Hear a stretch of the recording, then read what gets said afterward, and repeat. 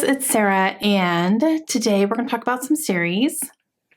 Now, I very specifically and intentionally titled this video series I'm thinking about reading soon.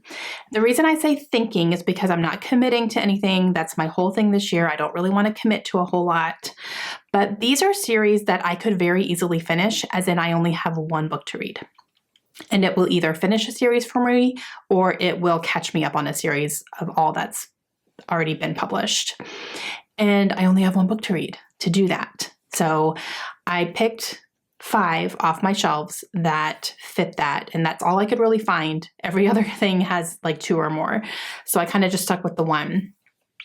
And yeah, so I would like to ideally get to these this year at some point throughout the year, just to finish up some things, finish up some trilogies, catch up on some longer series that I only have one to read. And yeah, so we're going to talk about them. They're big books, guys. They're all fantasy and they're all big books.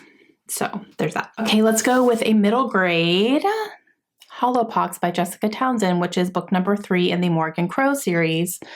Book number 4 comes out later this year. I think as of right now, the release date is sometime in September. We don't have an official locked down date yet, but it says September. So yeah.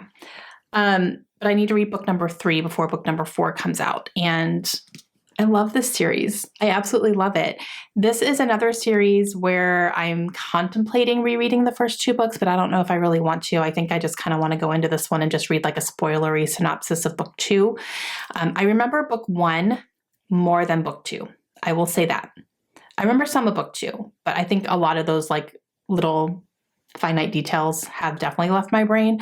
So I'll look up super spoilery stuff. And then go into this one. But yeah, this one, like I was so excited when it came out and it kept getting pushed back as far as the release date goes. And I was so bummed. And then I finally got it and it's still sitting here unread, guys. Still sitting here unread. So I really, really want to get to this one. Next one that would catch me up to everything published currently is Children of Virtue and Vengeance by Tomi Adeyemi. And this is book number 2 in the, I think it's the Orisha. I think that's the name of the actual series, like the Orisha Chronicles or something like that. The first one was Children of Blood and Bone, which I was obsessed with. Like, this is one that I don't need to reread that first one. I remember so much of that book because it was so epic and it was so good. Like one of the best YA fantasies I've ever read. I'm hearing different things about this one. So that's making me a little bit nervous to read it. I'm afraid it's going to let me down a little bit. So I need to go into this one with lower expectations than the first book gave me. So I just need to kind of prepare my brain for that. I do want to read it though, because I do want to stay in the story. And when the last one comes out, I think it's supposed to be a trilogy. I definitely want to read that one as well and just kind of get this whole full story. But I loved the concept. I loved the characters. And I thought the first one was just so, so good. But I do need to read number 2. I don't think there's been any announcements about book 3 as of right now from what my research has shown me. If you guys have found anything else, please let me know. But last time I did some research, I couldn't really find anything on book 3. So I'm not like in a super big rush for this one, to be honest, but sometime this year it would be kind of nice. Okay, let's talk about a trilogy finisher that is Lightbringer by Claire Legrand. This is book number 3 in the Imperium trilogy, and it would finish off a trilogy for me. And this one, I don't need to reread anything. I remember things. I would probably just like refresh myself a little bit on book 2, definitely on this one, because this does involve 2 different queens and 2 different timelines, and you're seeing what their powers do to them and who's doing what. And one is supposed to be the savior and one's supposed to ruin everything, and you're not really sure who is who yet. And so it kind of goes through all that kind of stuff. There's a ton of magic. I love Claire Legrand. She's one of my favorite authors. I have not read a book by her that I haven't absolutely loved. So this, I'm expecting, would not be any different. And I really definitely want to read it. This was on my TBR last year and I never got to it, but it's a big one. It's a big chunky book, but I'm still excited to read it. Another trilogy ender would be The Toll by Neil Shusterman. This is book number 3 in the Arc of the Scythe series. Now, as far as I know, this is the final book. There have been whisperings out there in the world and on the interwebs about possibly a book 4 coming out. I don't think anything's been officially announced, so I don't know if that's going to be happening or not. As of right now, it's a trilogy, and yeah, I really do want to read it. I am needing to go into this one understanding that this is going to be different than the first 2 books, and that's what I've been told. Kind of prepare myself for that, because the first 2 books were both 5 stars. Thunderhead, book number 2, was so good. Like one of the best sequels I've ever read in my life. It was so good. I think I even liked it better than the first one, and I loved the first one. So, but I'm not really going to go into this one expecting to like it better than Thunderhead, if that makes any sense. But again, another chunky one, which I think will still go quickly because this is young adult. But yeah, I definitely would like to finish off this trilogy as well. One more that is definitely a catch up, because there's going to be more books in this series, but this is like starting the second arc of an overarching world. And that is A Court of Silver Flames by Sarah J. Maas. So this is the 4th book officially in her Court of Thorns and Roses series, but the first 3 books follow one character and story arc. This is starting a second arc following different characters and characters that were featured in the first arc, but we're following them instead, and it's continuation and all that. But we're focusing on different people, and definitely want to get to this one. But it's okay. And yeah, I haven't read it yet. I don't know when the next one of this is coming out. I'm assuming maybe sometime this year, maybe early next year, possibly.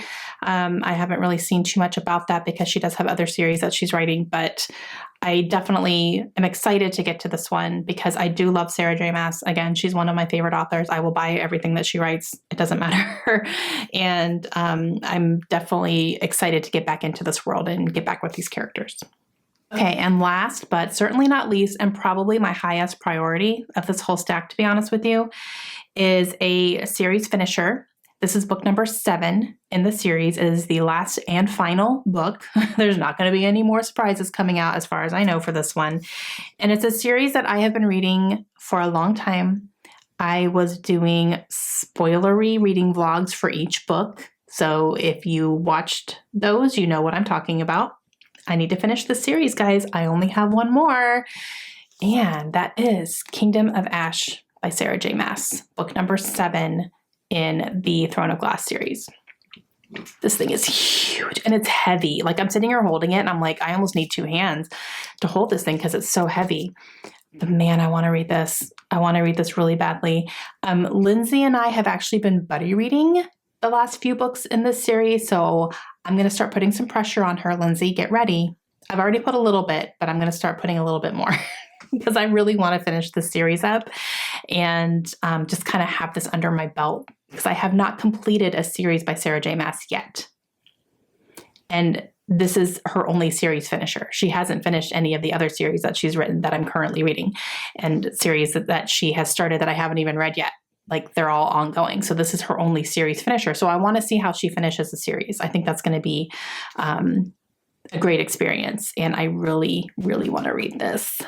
So Lindsay. Okay, guys, those are 6 books that are series finishers or catching up. There's no more published as of right now. Like, I can read them and be completely caught up on them. That would be very easy for me to finish or catch up on because it's only 1 book left to read.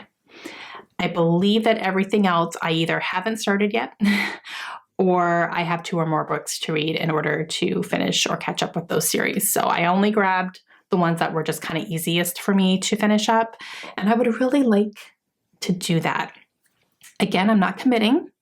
There's no commitments happening over here right now. Sarah is anti-commitment as of right now, but it would be nice to just kind of have some of these just kind of done. So I'm going to keep them on my radar. I'm going to keep them out and see what I can actually decide to pick up and get to. And we're going to see how it goes. So, all right, that is going to be it for me. Let me know down below, are you a series finisher? Do you binge read series? Do you like start it and then you just keep on going until it's done, or keep on going till you're caught up? Or do you like to wait a little bit in between the books? Let me know how you guys handle your series if you are a series reader. And I would love to know that. All right, that's going to be it for me today. I will talk to you guys again soon. Hope you have a great day. Bye.